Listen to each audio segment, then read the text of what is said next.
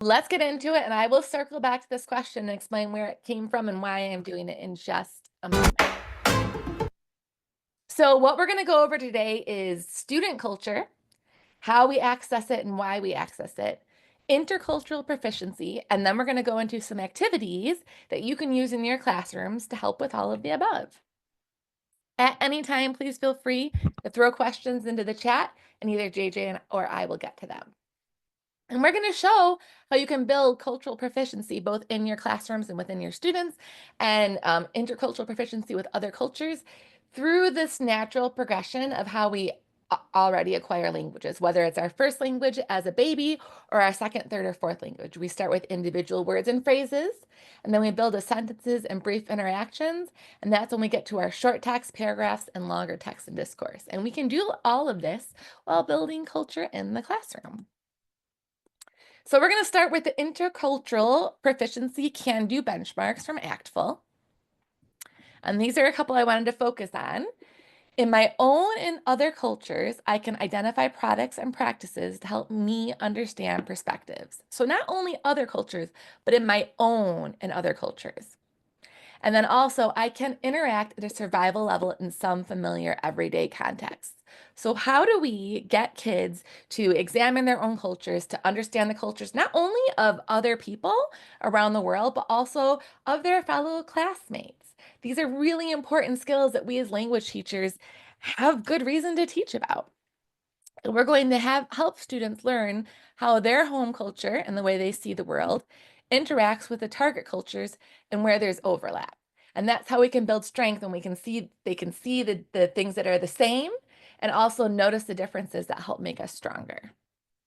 And this graphic organizer, by the way, will be sent out with the slides later tomorrow. So one of my very favorite ways to build classroom culture is with that class question where I asked you, would you rather fly over the ocean or the mountains? Now, the reason I started doing that was because when I was teaching during COVID, I was at 5 different schools, and I was given 2 of those schools only virtually. I never met them in person. And I would have 10 classes a day of kids just staring at me with blank faces, not wanting to interact at all. And I was like, I can't keep doing this. I've got to do something different. And so I started asking each class an either or question to start the class. Now, the either or question was designed to sometimes be a little silly, to be interesting, to get kids talking and listening to each other, and then to also get them starting to interact in the target culture and being able to interact at a survival level and then even farther than that. And that class question was what I used. And so our question for today was, would you rather fly over the ocean or the mountains? And you would be surprised at how with such a simple question, you can get some really, really, really good interactions with your students and start to learn more, especially as you ask them why. These questions were so powerful in getting my students talking that I brought them back with me into the classroom when I taught post-COVID. And what I found was the second students would walk into the room, they would stop their kind of side conversations and their eyes would go to the board, and they would read the question, which after a few classes was all in the target language. And then they would start to discuss their answers, and they were excited about it. And one of the great things was that it got them listening to each other and starting to understand where each of their fellow classmates came from, right? My students got to interview a National Geographic photographer once. And he used to do work in like the far reaches of the Himalayas, like really remote places. And one of the most powerful things he said to my students was, you don't need to go hiking in remote mountains to find different culture, to find people who have things to teach you. He said, go and talk to your neighbor. Ask them their story, ask them their questions. And so getting students listening to each other and seeing each other for human beings is one of the most important things we can do. And it's one of those ways we can get them to start seeing their own culture. Another tool that I like to use that's really important is class meeting. Now, with when I first started out, I just write on the board, how are you? And the kids have 3 choices, happy, mad, or sad. And then they'll show me on their face and I'll say the word for them in Spanish. But very quickly, they'll start saying, Profe, I'm not happy or mad, I'm hungry. or I'm tired, or I'm scared, or I'm sad. And as students ask me for the words, we add them to our vocabulary. And very, very quickly, my students go from knowing 3 or 4 emotions to knowing something like 40 different words that we use for this exchange. Because if they say they're mad, I'll ask them why, and they can tell me why they're mad. Or if they're sad, I'll ask them why, and they can tell me why they're sad. Now, with the sad question or the mad question, students are always allowed to say, un secreto, it's a secret, because sometimes they just want to tell you that they're mad or they're sad, but they don't want to share with the whole class the reason why. But you will get to know so much about your students with class meeting, and and the way your class will start to understand each other and show up for each other is it's one of the most powerful things I've ever seen in a classroom with my older students, and I taught all the way up to 8th grade. After we've kind of gotten the initial vocabulary, I would often just post a scale of something on the board, and these would be labeled with Spanish words, and then they would have to tell me how they're feeling. So go ahead and put in the chat, on a scale of guinea pig, how are you feeling today? And I always answer too. And I'll say that I'm feeling a little bit 9, a little bit nervous, and a little bit 6, a little bit happy. I'm happy because I get to be with teachers and I love being with teachers and sharing with teachers. And I'm nervous because I'm always a little bit nervous before a presentation, just like before I start teaching. I always get a little bit nerves and then I start and it's super fun. So we've got a little bit of 7, some 5, and some 6. I am definitely feeling some 5. That guinea pig has got some comfort energy that looks like exactly how I'm going to look as soon as this presentation is over, if my kids allow me to. So with this in class, I would definitely get into it with students.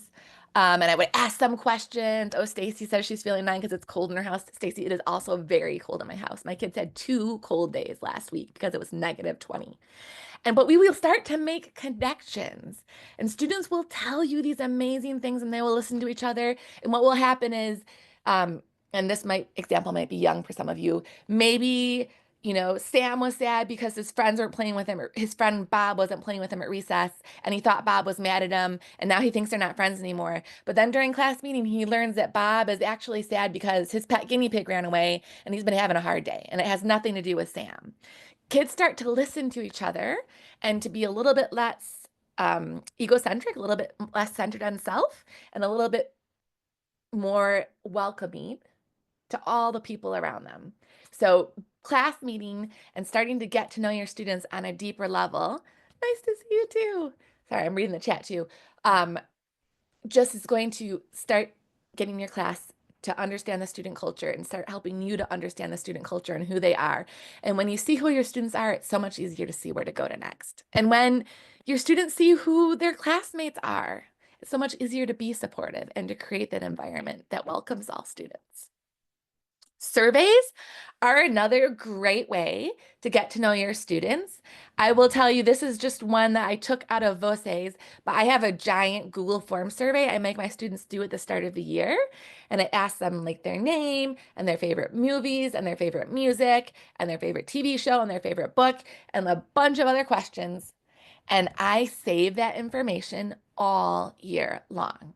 And then if a student's having a really hard time, I look at their survey and I see what's going on in their life. And maybe I learn that, students will share hard things in these surveys. Maybe I learned that they're having a little bit of a hard time at home, but maybe I also realize that this kid really likes Darth Vader.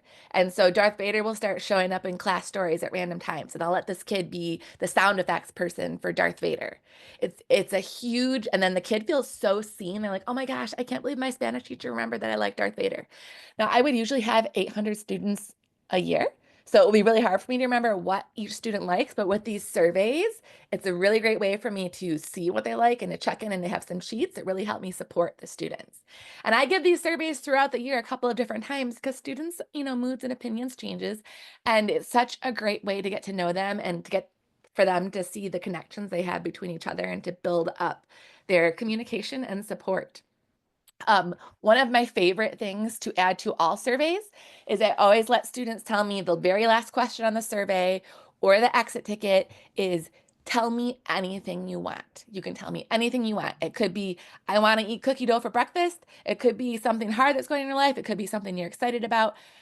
I have learned so many deep, heavy, amazing, incredible things about my students by giving them this chance.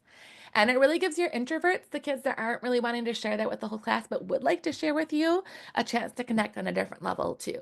So anytime you have a chance to tell your students, tell me whatever you want and write that down, it's huge.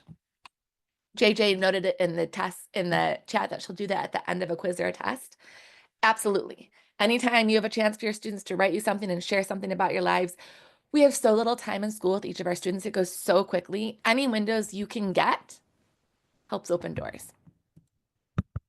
So, how do we take all of that and take the next steps into the language journey?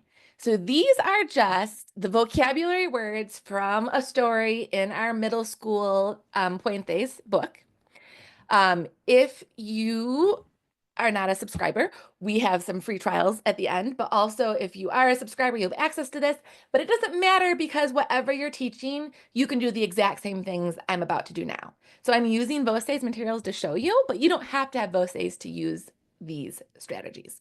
So we've done class meeting, we've done the question, we've done surveys, and now PQA stands for personal question answer. And I'm just going to focus on this right here, flies over. The question I asked you was, would you rather fly over the ocean or the mountains? So my students will have already heard vuela sobre a bunch of times in class because I would have been repeating their answers. Oh, Stacy prefers to fly over the mountains. JJ prefers to fly over the ocean. I would have already repeated this over and over and over. So by the time I'm introducing the vocabulary, some of it's already familiar. It's already almost old news. You can then turn this into personal questions, answers. And I will answer you and ask a few of these in the chat. These are just some of the ones you could do with fly over. Would you rather fly over a jungle or a city? Oh, great question. In the chat, someone asks, are the students answering in English that question about flying over? We're going to get into this in just a minute. It's like you've already seen my presentation.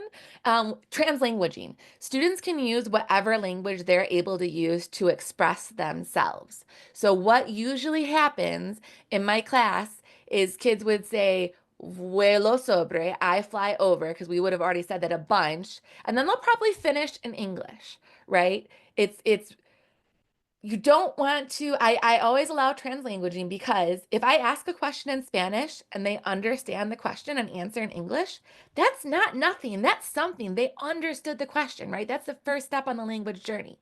And if I ask the question and they answer like one word in Spanish and the rest in English, those are other steps along the journey, right? It's just like a baby speaking their first language. If the baby's first word is going to be water, and I'm like, here's some water, and using like lots of repetitive language so the baby can learn the word water, and they suddenly say wawa, I'm not going to be like, no, it's water, water. I'm going to be like, yes, water, here's the water. I'm just going to give them that language over and over and over so they can get to the part where they're expressing themselves fully in the Spanish language.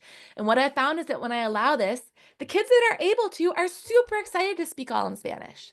But also the kids who are just understanding and able to answer but not maybe translate are super excited to be able to participate in class. So everyone is then participating at a level that is just right for them. So translanguaging is what I do. Next question is, what would be scary to fly over? What's something that would be scary to fly over? Can you put it in the chat, your answers? What would be a scary thing to fly over? A fire, yes. If you are in California, my heart goes out to you right now. A volcano, a jungle. Yes, guerras, lo siento, volcano, fire. Yes, all of these things would be scary to fly over. And you can dive into some of this with kids, especially if you've created this supportive atmosphere in class. What would be scary to see fly over you? And I let my kids, they could say something like a dragon or like it doesn't have to be a real answer.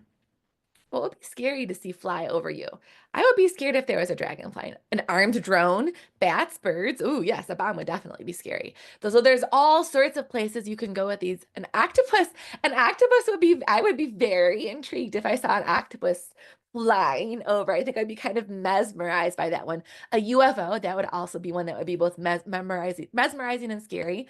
Missiles would be terrifying. A tornado would also be terrifying. So these are all Asteroids. Yes, I love it. All creative answers. Some of them are funny, many of them are deep. Many of them could lead to really thoughtful discussions within class that where you can support each other. And then this one's my favorite one because it's just fun. If yes, you will get the slides. Someone asked if you will get the slides, you will definitely get the slides.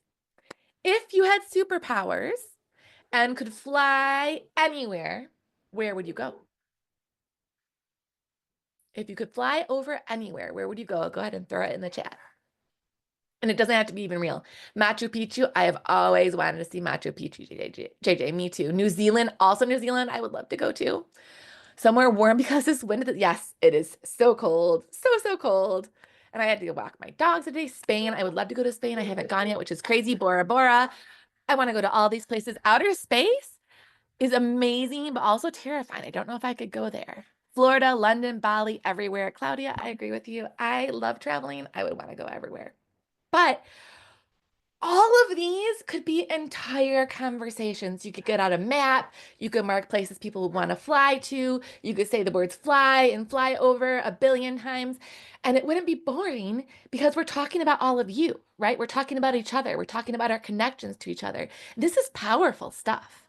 They're simple questions, but they are powerful stuff. I will tell you a cheat I sometimes use with ChatGPT, right? Is I will say, I need 30 really interesting questions with the word fly over, and I will have it give me 30 questions, and really probably only 3 or 4 will be interesting, and I'll take those 3 or 4 and adapt them. So sometimes if you're like, oh, I just don't know what question to ask, you can get a little help from ChatGPT and then adapt it to something that will be great for your students. It's asked in the chat, am I saying all this in Spanish or using translanguaging too? So I will usually say, if it's something I think the students can understand, I'll say it in Spanish after the person has said it in English. So if JJ was like, I would like to fly over Machu Picchu. Oh, JJ, le gustaría volar sobre. JJ would like to fly over Machu Picchu. And I would have already established a gesture for fly over, so students would hear it over and over again. So I will often repeat the things back to them that they said to me in English in Spanish, so they get to hear it too. Sometimes it will stick. Like if you're super excited about the word Machu Picchu or unicorn or dragon or whatever word, it will stick, as JJ has said in many presentations, on the first time because you're super excited about the word.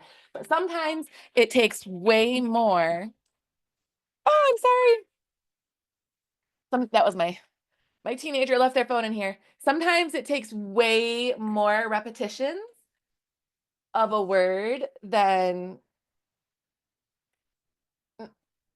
you might think. Sorry, children are knocking on the door even though it's locked. I just waved them away. Way more repetitions of a word than you would think to get it in your head. And sometimes if it's a word a student's super interested in, they'll get it right away. So I try and translanguage that, where I will let them say it in English, then I'll say it in Spanish.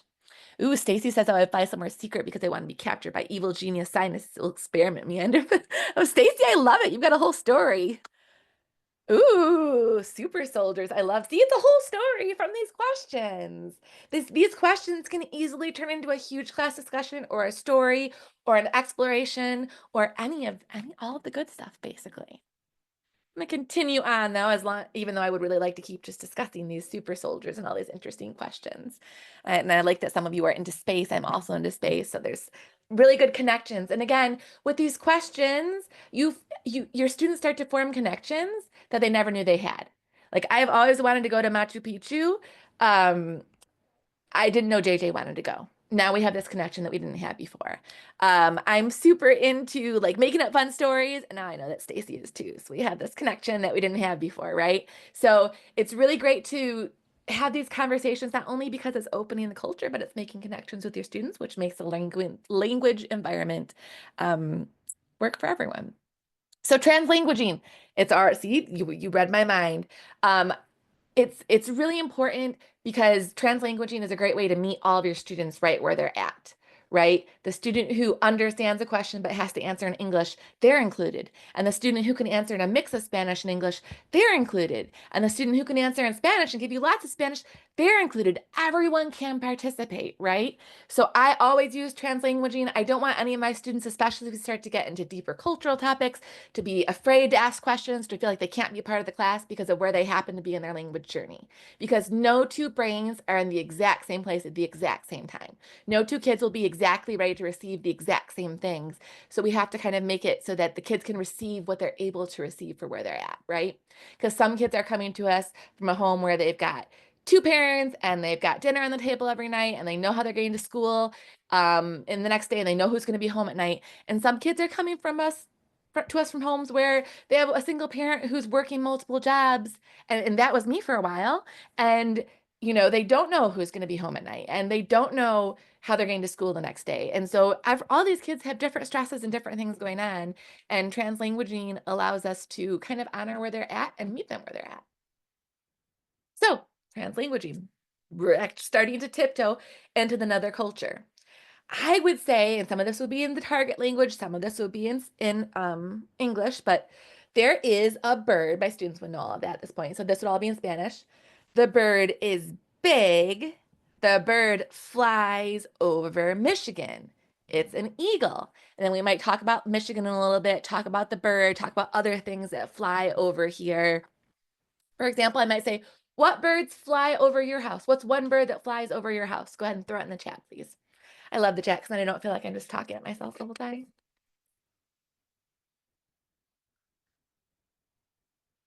What are some birds? Ooh, red-tailed hawk, cardinals, indigo bunting, hawks, cardinals, bluebirds. I love all these. I actually like birds. These are great answers. Those are all great birds that fly over. Eagles, yes. We have actually eagles that live in an island by me, so I get to see eagles frequently. And I always am like, oh my gosh, an eagle. And my kids are like, Mom, we've seen the eagle before. And they are not nearly as excited as I am, but I'm always super excited. So that's the starting question. And then we turn to, this is a condor. This condor is from Peru. The eagle es de Michigan y de los Estados Unidos is from Michigan, is from the United States. The condor is from Peru. It is a big bird that flies over Peru. Que vuela sobre Peru. And so we could start to talk about this bird that flies over Peru, and we might notice something. Look at the map. What do you think that bird has to fly over in Peru? What do you think he has to fly over? There's a couple of things. Mountains. We had several people that said that they were interested in flying over mountains. And we've already said fly over mountains a billion times at this point. So I could very easily say the condor vuela sobre las montañas. And most of the kids are going to get it at this point because we've said it so much, right? So all of us is just experimenting with the same vocabulary, and we're starting to dive into Peru and looking at Peru, and we would compare, and we're going to later where we live. People's heads, yes, they fly over people's heads. That is also true. Just like they fly over people's heads here, which can be dangerous for the people, especially if, the bird has just had dinner. So that is the vuela. So that's one way you could go with the pictures. This is not following that same storyline, but just a different, intriguing picture. And this is actually a water park in Germany. What are some questions, just to see if we're kind of on track? What are some questions you might ask students about this picture? Just to see if we're like this is coming together the way I hope. There's no wrong answers here.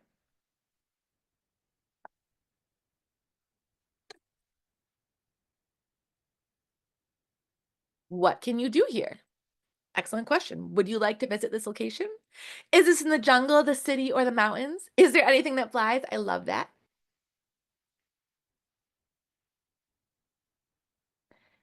Would you like to get in the hot water or the cool water? All of these are excellent questions. You could compare it to a water park around where they're at. You could look at the maps. So this is we're kind of, going off the fly over. Is this close by your place? Ooh, that would be great. This is in Germany. I wish this was close to my place. but it's the same basic concept. You're taking this as a way to walk into the next place, right? Something they know, and then you walk out into the other culture. So back to the rest of the presentation. Surveys, translanguaging, and then, when possible, allowing students also access to a diverse array of authentic resources. We've looked at the flyover. We've talked about the flying over in the classroom. We've looked at the birds that fly over here. We looked at the birds that fly over in Peru. And then here, I might look at this ticket, and I would say, what are they going to fly over? Who is flying? We would look at this ticket with the vocabulary that we've done, and start to step into, and I wish this actually said Mexico to Peru, because that would fit, perfectly with my examples. But you could start to use this to look at diverse, authentic resources that support what you've already been building up to. Where would you like to fly over? Where is this person going to fly over? What time are they going to fly over? And so you can start to break out into the authentic resources with this vocabulary and these questions that you've already been asking. These are just some other examples of authentic resources. We're going to try and use as examples, but we don't really have time, so I'm going to keep going because I have a lot of really good things I want to talk about still. And this is co-explorer versus expert in the target culture. I always like to think of myself as a co-explorer. Yes, I have learned tons of things about Mexico and the Spanish-speaking world, but I am far from an expert. And so it's really great when students ask you questions, when students want to know about things, to be like, you know what? I don't know. Let's look at it together. And so letting your students know that it's okay not to know, and that it's okay to need to research and to figure it out together, and to not always need to show up as the expert, but also, yes, let's learn about this other world together, is another important way you can model being a lifelong learner and being curious and interested about other cultures. Making sure students get to speak in their own voices and to ask the questions. And that's kind of supported by translanguaging, and being a co-explorer is what I meant by own voices. And then media literacy is just making sure that when you are looking at authentic resources, when you are looking at things online, especially if you're like, well, I don't know about the condor, let's look it up together, that you're looking at sources, and you're looking at, did I freeze? Okay, it looked like I froze for a second. That you're looking at sources, that you're looking at where the information is coming from, because obviously we know that anyone can put anything on the internet, and it's really important, especially in this day and age with AI and deepfakes and all of that, that we know where we're getting our information from. So if your students are curious about the condor, or flying over a certain city, or that water park in Germany, yes, look it up, but it is always really important that we teach media literacy too. It's just another hat that we have to wear as a teacher. So to model co-explorer versus co-expert, I have this beautiful picture. This is of a Nazca line in Peru. And I would probably throw it up and ask my students what they see, what they think, what they wonder. What do they wonder about this picture? So what do you wonder about this picture? Go ahead and throw that in the chat. I want to fly over this. Me too, JJ. I would really like to fly over this. How are they created? I also wonder that, Claudia. That's a big mystery that I would like to know about. Who made it? Yes, we need to figure these things out. Very important. What the design represents. Yes, I want to know that. How old is this? I wonder who came up with the idea. How large are they? These are huge. These are really amazing things that I want to find out too. They are amazing. I would love to see these in real life. I haven't. I would love to, though. So before I go further, just because, oh, I know. How can I see this out flying in a tiny plane that will make me airsick? I would have a little bit of a hard time with that too, Stacy. How many are there? How do they make them? These are all great questions. I love all these questions. What is Nazca? Yes, all of these things. All of these things are excellent questions. These are questions I would have my students generate. We would then go on to explore these things. I'm going to give you guys a little hint though, just because I'm not sure if we'll get to the pictures later. Many of the Nazca lines, and they were created between 500 BC to 500 AD, so a long, long time ago, are of animals. This one is of an animal. Yes, they are super ancient. Can anyone guess what animal that likes to fly over Peru this might be? Yes, it's the condor. Excellent. Yay. I would give you points if you're in class. It is a condor, and it's seen from way up above, which is kind of amazing and mind-blowing and insane. And we should definitely dive into the Nazca lines. And so starting a class with this exciting thing and trying to figure out what it is, and then asking students what they wonder, and then going to explore that thing together is how we start to explore the world, right? So from here, I would try to teach the students a little bit about Peru and those lines, and I might ask them what are the things they're excited, which of these things they're most excited to do, which again leads to all sorts of really interesting conversations that you can have with your students, that you can have with your class. And from there, again, compare Peru, the country you're studying, right? This just happens to be, I'm right down in here about where you live, and I was actually without power in this cold day for about half the day today. So it's a little bit rough weather in Michigan. You could talk about the weather in Peru. You could talk about what you see that's the same, what you see that's different. But again, we're making all of these critical connections and helping students to wonder about not only the rest of the world, but their world and where they're from, right? And then after all of this building up, we're finally ready to get into some paragraphs and short text or longer text and discourse. And this is one of my favorite stories from Point Days, though Stacy, I know you would not like to go on that little plane. It is about this father and son who actually fly tourists over the Nazca lines in Peru. And they see some tourists who are trying to create their own Nazca lines, right? They're trying to damage the Nazca lines, which does sadly happen sometimes. And so this father and son, they get the police coming, but they also end up, flying their plane low, which would be scary if you were riding the plane. And they save the day by scaring the tourists away from like creating their own Nazca lines and obviously hurting sorry, I'm trying to go back one screen, this beautiful part of Peruvian culture. So I would read that story with them, which deals with the Nazca lines, which uses the vocabulary we've been practicing in the PQA, which is an exciting story. And then we can dive into answering some of those questions, right? And this is a leveled article. Again, this is in Voces, but you don't have to use Voces to do this. You can do this yourself. This amazing level article happens to have been written by JJ, and it is about the Nazca lines. And we learn when they're from, we learn what people made it. And this is version A, which is the very basic version, and there's some very basic questions. Can anyone tell, by the way, what animal that is in that picture? Yes, you can use Google Earth to look at it. And yeah, it's a mono. It's a mono. It's a monkey. That one's a monkey. He's got the ears, the hands, and here's his curling tail. It's pretty amazing. And then here, it's the same article. It's just a little bit longer with some questions. And there's our condor.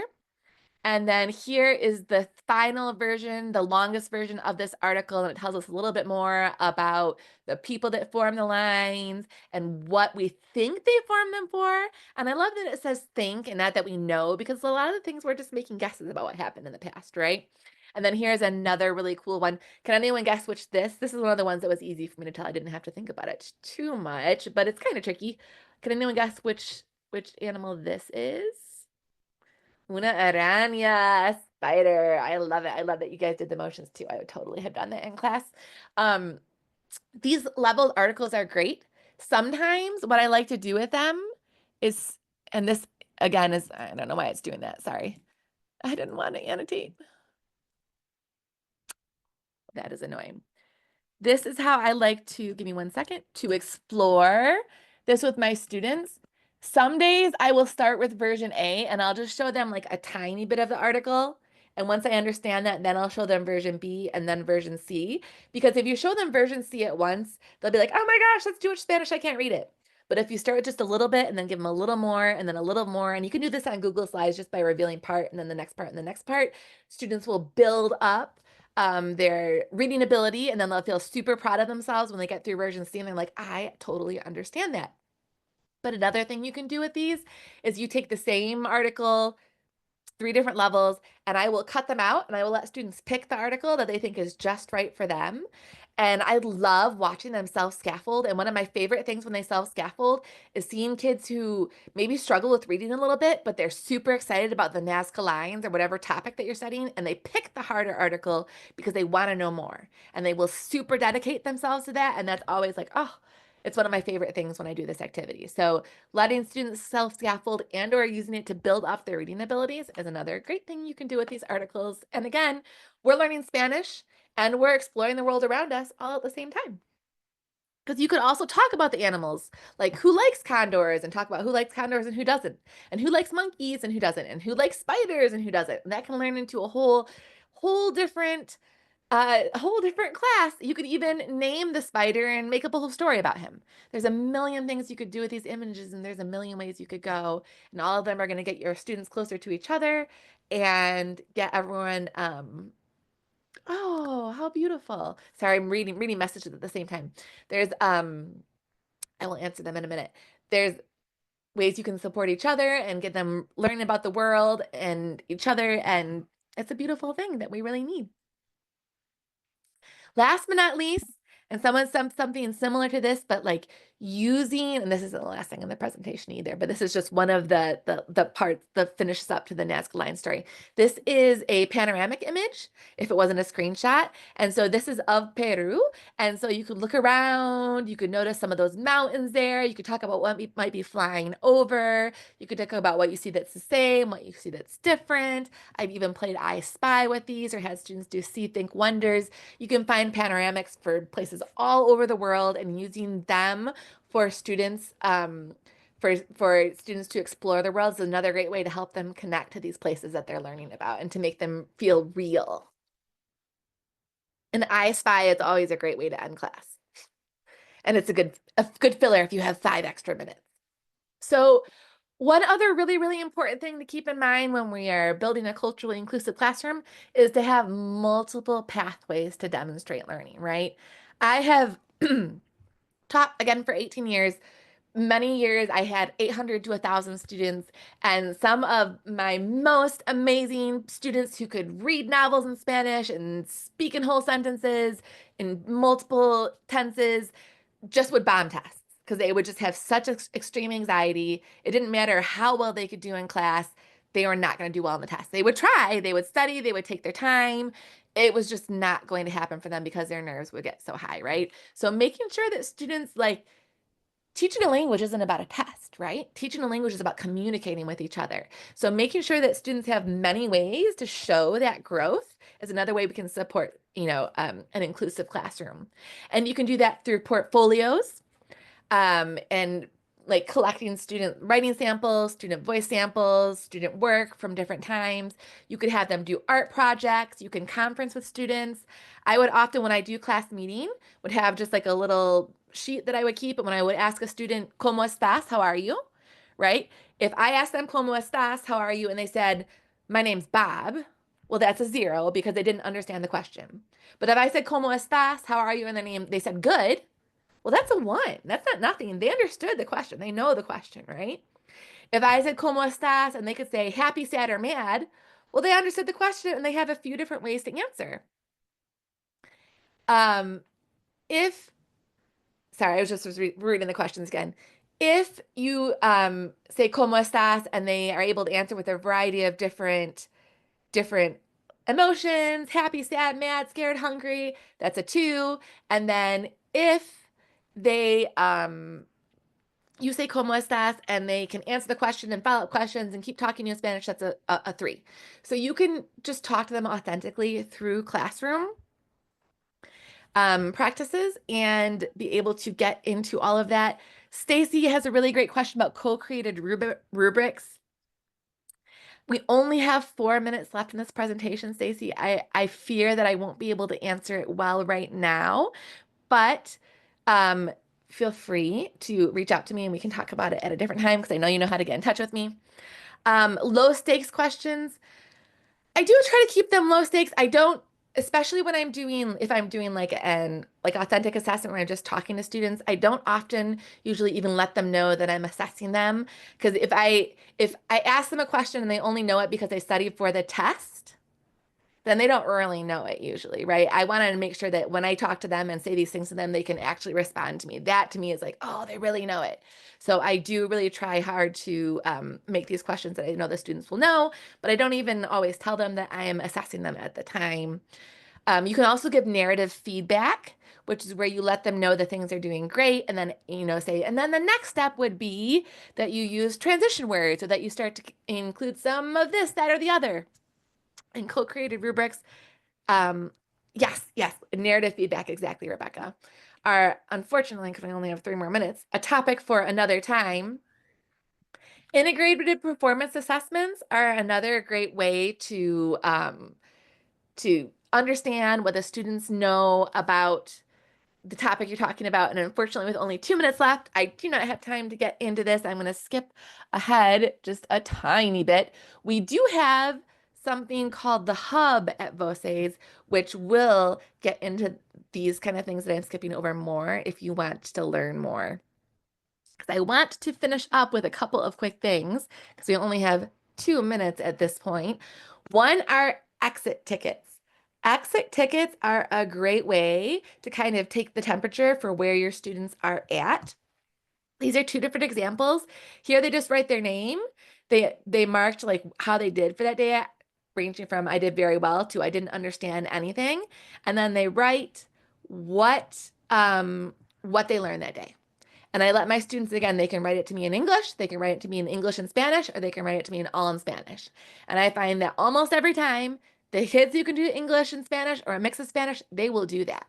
The kids who can, it's only the kids who aren't ready or are afraid and not quite ready to produce it will answer me all in English. But even if it's all in English, if they were able to say a lot of the things I said during the day, but they can repeat them to me in English, they understood a lot. So that's great. These exit tickets are another great way to assess for growth, to take a quick snapshot of where your students are at. And again, on the back, you could ask that question, go ahead and tell me whatever you want. So that's another great way for you to connect to your students, even when you don't have a lot of time, you just want a quick snapshot. Comic strips are another great way to kind of assess where your students are for growth. I often have them retell me a story. When we're first starting, like if it's a very beginning students, I will write the story or the information for them and they'll just draw pictures to match. So I'm kind of testing their reading abilities there and if they can understand the written Spanish. But with more advanced students, I will have them do the writing and the picture drawing. And again, this just gives you a great snapshot of where students are at without a ton of teacher work. And I use the same Blake comic strip. And finally, because we are in the final moments, I did want to show you Voces, and I just realized I'm not in the slideshow version. I'm sorry. I got out and didn't go back in. Voces has this amazing resource called the Hub, where myself and my colleague Justin Slocum Bailey, as well as some other colleagues like JJ, put a whole ton of work into creating like the science behind acquisition-driven instruction, what happens in your brain when you're learning a language. If you're going to do a story, here's 10 different things you could do with a story. If you want to do brain breaks, here's 10 different brain breaks. If you want to do a picture, here's 10 different things you could do with a picture. All sorts of training and resources for you here. This is free and open to everyone, whether you're a Voces subscriber or not. You can get to it from the Voces website, but also you can get to it from this QR code. So if you are wanting that, go ahead and take a little screenshot or snapshot here. And then Voces we do have, just really quickly, Spanish, French, German, Italian, and ESL, EFL. And it's housed in a responsive online platform that is tailored to meet the needs of world language teachers. And I am one of the very lucky people that gets to help do that. I love supporting teachers. I love working with all of you. Thank you so much for coming. If you came and don't mind, oops, sorry, that was supposed to give me a nice little link. There is a winter workshop survey, and this will let me know how I did, but also what other things you would like to learn about, because we always want to support our teachers.